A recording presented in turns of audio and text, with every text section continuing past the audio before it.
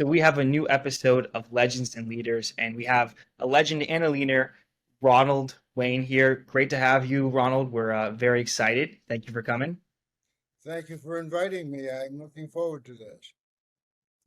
Great. So I think the best place to start is to just go a bit into your origins and how did your passion for technology develop? Where did that come from? Your passion for engineering? Well, I'll put it to you this way. During following World War II, when surplus stores were overrunning with materials, I was able to buy stuff cheap, and I taught myself basic electronics. That was in the age of vacuum tubes. When transistors came in, I taught myself transistor logic. Integrated circuits, I did the same thing. And then worked Mhm. my way up from design draftsman to my last employment, which was a 16-year stint with Thor Electronics in Salinas, California, where I was their chief engineer and product development engineer. Nice. So how did you attain the knowledge to be able to understand? Was a lot of this through schooling, or were you a hobbyist into just building electronics? I was self-taught. I bought a Navy training course, and I bought a copy of the ARRL Radio Relay League handbook, which Mhm. also had a little course in it.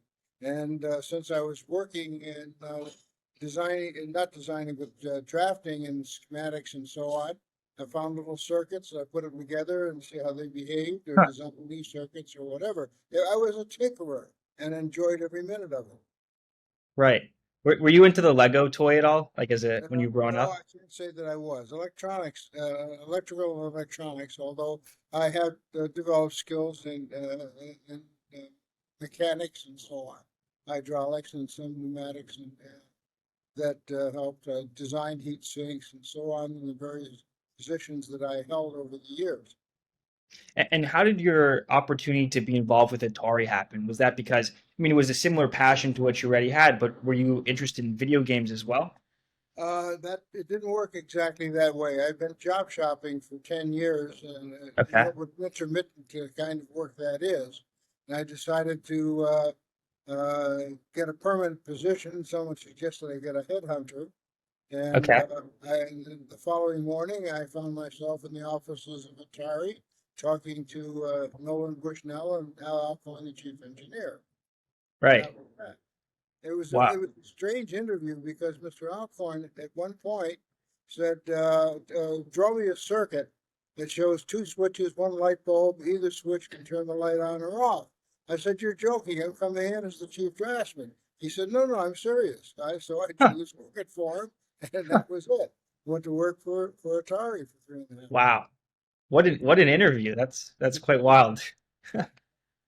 That was Al Alcorn. He and Nolan both had spectacular senses of humor.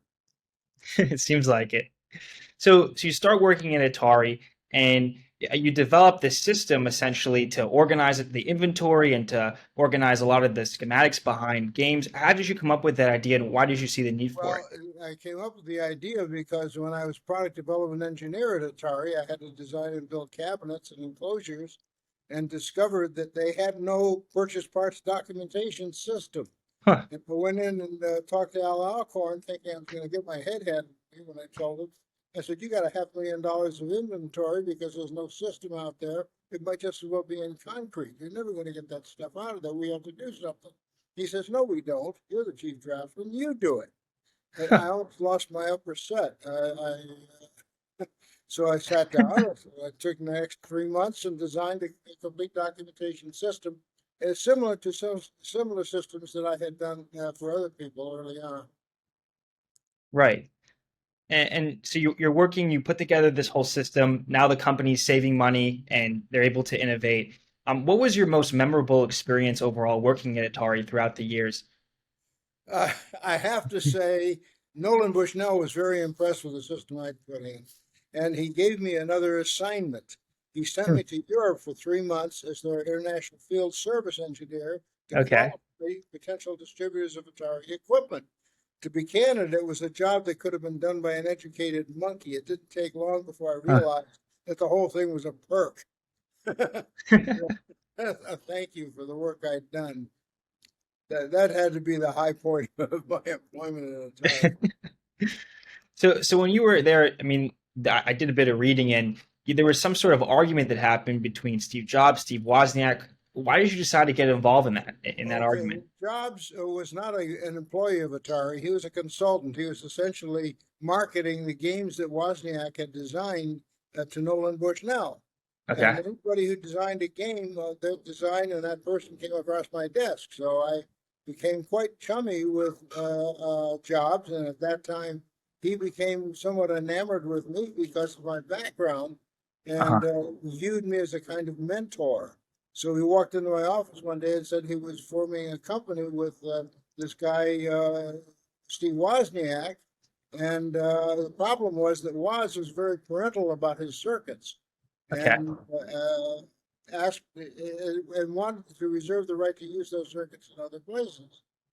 Well, that's not good form if you're not going to put Right. circuitry out to the rest of the world free as air. So anyway, I said, sure, I'll talk with him. So I told him to come to my apartment, sit down, chat. I'll get him to understand. It took about 10 minutes. It was simple. Wozniak, Jobs rather, was many things, but diplomat was never one of them. Huh. You know what a diplomat is? That's a guy who can tell you to Yeah. go to hell and makes you in a way that makes you look forward to the trip. Okay, Huh. well, we didn't have that skill. I had to some degree. So I got Woz to understand. He picked it up on the first bounce, and that was when Jobs jumped up and said, "That's it. We're going to form a company," and that's how Apple was born.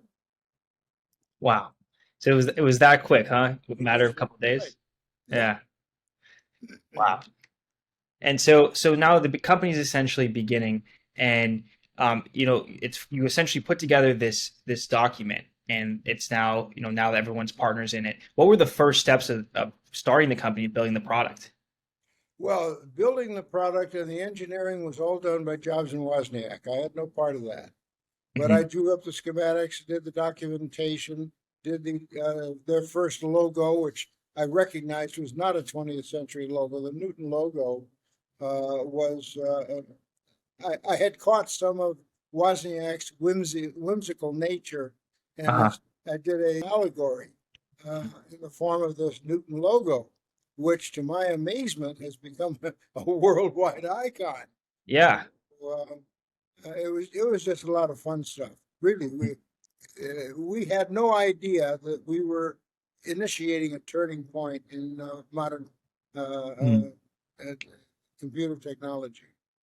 So, Ronald, did you think that these two guys, Steve Jobs, Steve Wozniak, that they were this innovative group and trying to do something different? Did you think that they were onto something then, or you were like you Oh kind of no, thought, I have to tell you, they had. I knew at the time they had the right product at the right time, right? and was bound to be successful. Of course, nobody could have anticipated that it would wind up a $2 trillion Yeah. company. But no, I knew it was the right product at the right time. But my passion was not computers. It was, to be candid, it was slot machines. I wanted to design new slot machines.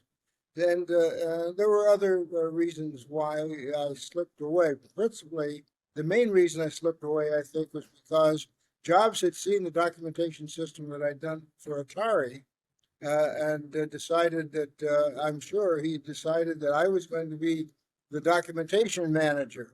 Now, I was a Right. development guy in my own right, and I didn't see spending the next 20 years of my life shuffling papers in a back room. So that was a pretty strong incentive for me to depart the scene. Hmm. Yeah, and he tried bringing you back a couple times, right, throughout the Yes. year. And for the same reason, I declined each time. Hmm. And so early on in the design of the product, right, there was a point where I believe you had insight into having the motherboard be horizontal. Where did that come from? Okay, Jobs approached me after I had separated myself from the enterprise. This was several months later. They were working apparently on the Apple II. Right. And he hadn't told me that they had come up with, I think, $25 million. Guy Huh. with an Arthur Rock, a finder, had found $25 million for them to set up the Apple Corporation. I didn't know anything about that. I thought Hmm. these guys were just like they were before, without two nickels to rub together. Huh. So I did a design that was horizontal, where you would put the monitor on top and the keyboard was integral. Hmm. And that actually evolved into the Macintosh. That is, that geometry had not been used before, and they evolved it into the Macintosh. Mhm. Did you think that the world of computing today, did you think it was going to go much more mobile focused? Like now you have phones, we have all these different mobile devices. Did you think that was the trend then, anyways? Wozniak is the most creative as well as the most gracious man I've ever met. And I had no doubts that he was going to do wonderful things. And it was Wozniak that did the circuit design for all of this stuff, or at least for a bunch of it anyway. But I wasn't in the corporation; I had nothing to do with it, so I Right. don't know the inner operations of the corporation or Mhm. how these things evolved. But my guess is that he had a handle on a chunk of this stuff. Mhm. And what inspired you to put to have the Newton-like design in the logo, like even with the apple falling? Like what was the inspiration for that specific image? The apple falling was the trigger that led to that Newton idea, Right. and then of course there was a little phrase that I put in across the bottom, the last line from a Wordsworth poem, "The mind forever voyaging through strange seas of thought alone." I thought that fit perfectly. Well, if you're going to do that, you have to do a 19th century stylization with ribbon names and so on. That's how that came about. Hmm. With pen and ink. Right. Yeah, it's definitely something that is embedded in history of the company, and it's become one of the most iconic logos of all time, for sure. Yeah. So I'd love to just move Ronald into a different portion. Now you're working on you just finalized a new book about called Counterfeit Trust that focuses on inflation, on the tracking of inflation. You've been following it since quite early on, even following the 1944 occurrence of when we removed the gold standard, and all the way to now. And you've discussed some of the solutions as well. So I'd just love to hear from you a bit as to why do you think it's important that right now inflation there's a solution to inflation, and that we get to this point where we can stop the money being devalued. Unfortunately, it's a monumental task to do that because what they did at Bretton Woods, New Hampshire, because of the fact that World War II was the most expensive war in human history, Right. half of the 40 odd nations that formed the Allied nations had already gone bankrupt. In those days, when you say you couldn't fight a war without money, what they really meant in those days was you can't fight a war without Right. gold, and these countries had gone bankrupt. What were they going to do? They so these nations sent 700 representatives to Bretton Woods, New Hampshire, to decide what they were going to do about the problem. Well, their decision was to take the world off the gold standard for the first time in 3,000 years.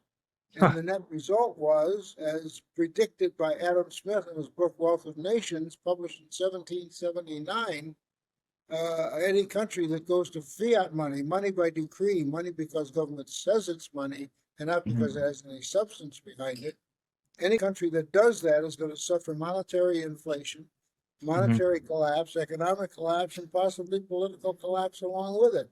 Well, 20 years after the book was published, a major country in Europe actually did that. That was France. They had their revolution, got rid of the monarchy, and then discovered the country had no money. So what they did was they went to their argent, their paper notes, and everybody else was running on gold and silver money, and they were running on paper. And they said, "Well, don't worry about it. We'll back our money with uh, confiscated land." Now, how you divided up an acre of land among 5 franc notes, I don't know. That was their story. And of course, it meant no difference. It was fiat money for all practical purposes. And over a span of 10 years, they had several monetary crises. And finally, the whole house of cards came down. Mm. And even Robespierre himself wound up on the guillotine, founder of the revolution. And all they did was to set themselves up for Napoleon. And of course, Napoleon came in watching all this and says, "Hereafter, France will pay its debts in gold or not at all." Uh, well, France didn't have any gold. Well, that's all right. We'll pay our debts with Finland's gold and Norway's gold and so on. proceeded to conquer Europe, which worked fine until he tried to conquer Russia in Mhm. winter. And that was the end of the Napoleonic era. Huh. And Ronald, do you think that in 1944, could they have come up with a different solution instead of, all right, we need to have more money in circulation, let's get rid of the gold standard? Was there something else they could have put in place then that would have prevented the inflation today? They made only one mistake, and I'm not looking at any villains in this story. This is Hmm. people who made mistakes. And the big mistake that they made was not putting a sunset clause on it. I Hmm. understand why they had to go to fiat money because they needed money to fight the war, and Right. it worked. All right, but they should have had, so many years after the war is over, we go back to the gold standard, and none of today's mess would ever have happened. And the only way out of this mess today, no matter what you do, there's only one way out: return to the gold standard. That means getting 150 countries to agree we all have to go back onto gold again, and all the machinations you have to do to accomplish that. It's a Herculean task, and I'm not certain they're going to be able to do it, which means that we have a rather nasty future coming in which the Hopefully whole not. house of cards around the world can come down.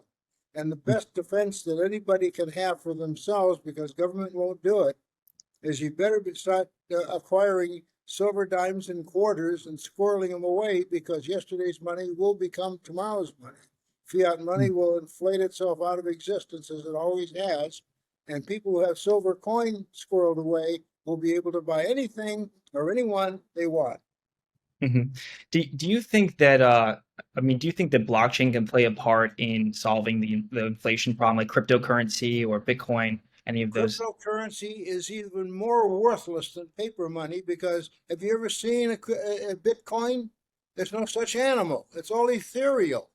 It's even worse than unredeemable paper,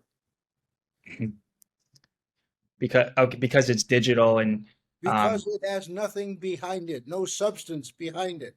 And the problem is, if you have any kind of fiat currency of any kind, the big mhm, problem is that to turn the little handle politically is politically irresistible, and the net result is you always turn the little handle too many times and inflate mhm, your currency out of existence. And with right. Bitcoin, it's even worse. Nobody even knows where the center of anything is. Mhm. And Ronald, when do you think that the U.S. will hit this certain point where it's just too much, and now the currency is just rapidly deflating, and the value is just changing substantially? All right, this inflation is geometric. It's going up faster and faster and faster. For Yeah. example, in the 1930s, brand new car was $600. After World War II, it was $1,200. I bought Hmm. a Studebaker Avanti, the top of the line, in 1960 for $6,000.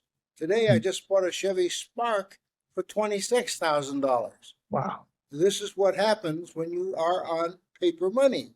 I mean, the easiest thing to think of is the fact that nobody thinks anything of paying a buck and a half for a soda pop. The same soda pop that your father would have paid 25 cents for when he was your age, and your grandfather would have paid a nickel for it. This Yeah. is geometric inflation, and it's unstoppable until they return to a Mhm. currency that cannot be corrupted.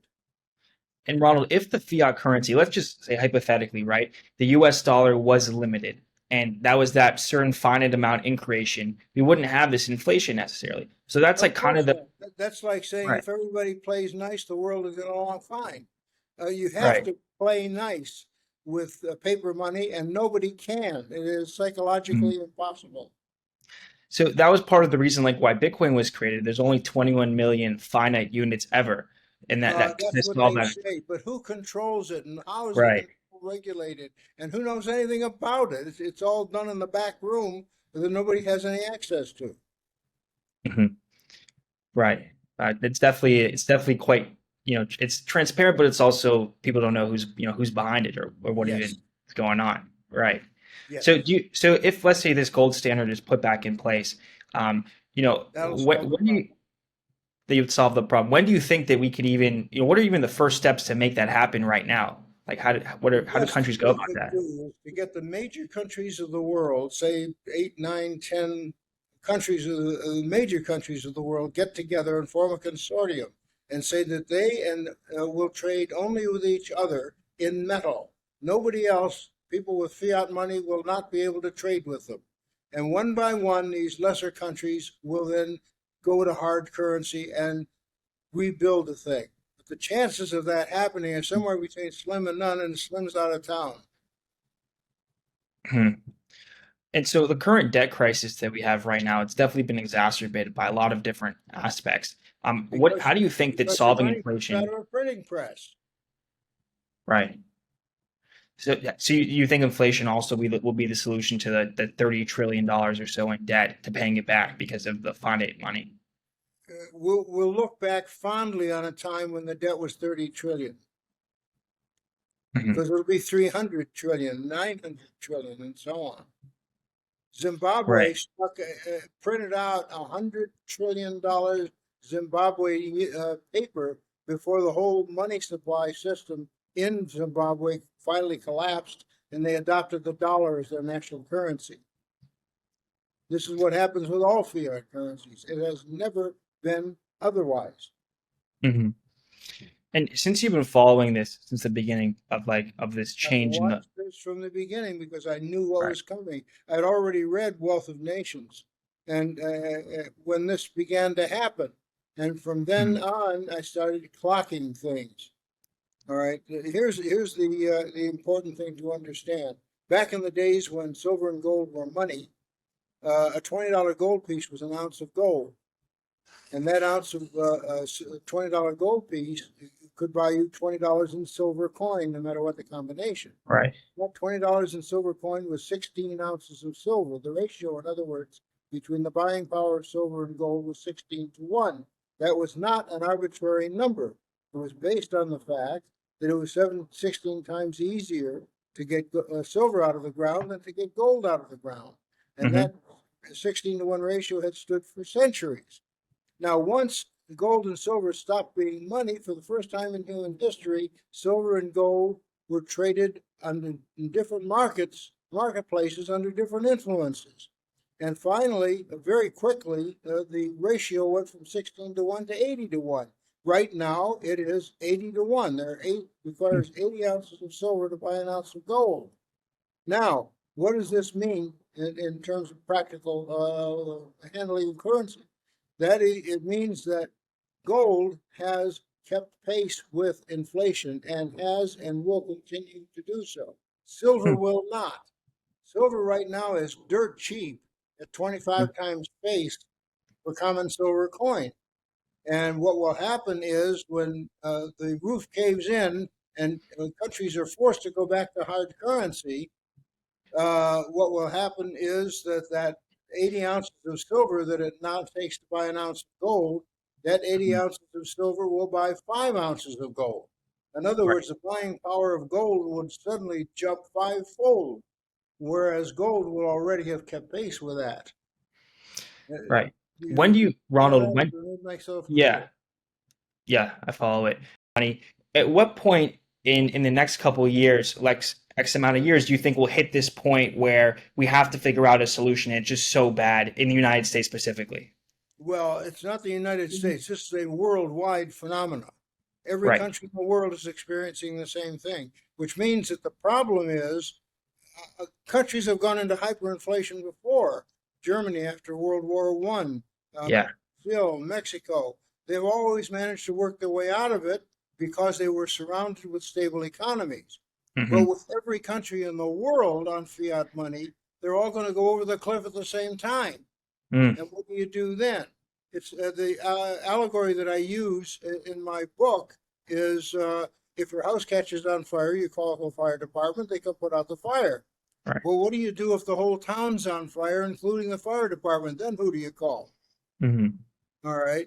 The net Yeah. is heading for potentially a new dark ages because everything stops. Nobody can afford electricity. There's no electricity left in the world. How do you run a household without electricity, much less a country?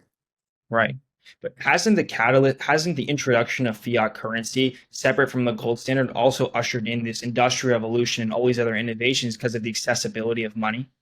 accessibility of money works fine until you inflate it, until it inflates itself out of existence, which Bitcoin is certain to do because there's no substance behind it, and the Mhm. temptation to turn the little handle and run off a few more is politically irresistible. That's always the way it is. Gold and silver, you can't do that with. It is fixed, Mhm. concrete. You can't move it. You can't manufacture gold or silver. You can only find it and refine it. Right. Yeah, it's definitely something that's a finite resource on Earth. There's only X amount. You can't produce more. So That's it can right. make sense. It's Right. beyond human influence. Beyond human influence. Agreed. Well, I think that that's it for right now, Ronald. I appreciate you coming on and sharing some more insights into your book, Counterfeit Trust, into your history and how you even got started into the technology space and to the creation of what you've been doing. I think it's truly fascinating, and everyone should go and get a copy of your book. The Kickstarter campaign is live now currently, and I appreciate you Excellent. coming on. Thank you for saying that. Yes, the Kickstarter is moving, and we hope to get as many people on it as possible. And I do appreciate this opportunity you've given to me because I've been trying to get this information out to people for 60 years. Of Nobody would pay any attention to it. Thank you so much. course.